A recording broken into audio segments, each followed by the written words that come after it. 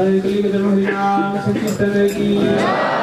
सुभाष तुम तो परिवार का चले सूत्र धर्माज दिवाइन के श्लोकाम विष्णु गुरु महाराज की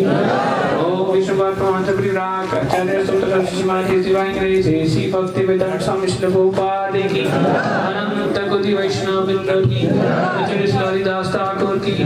श्री कृष्ण चैतन्य प्रभु नित्यानंद श्री अद्वैत गदाधर शिवासादि गौर भक्त वृंद की राधा कृष्ण गोपीनाथ श्याम कुंडार कुंडगिरी गोवर्धन की वृंदावन धाम की राधे मायापुर धाम की गंगा माई जमुना माई की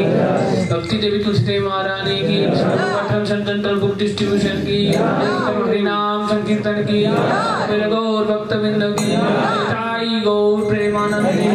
सोल परिष्ठ संपत्ति कोटि सोल परिष्ठ संपत्ति कोटि सोल परिष्ठ संपत्ति कोटि सोल श्री गुरु श्री गौरंगा परिष्ठ श्री गुरु महाराज की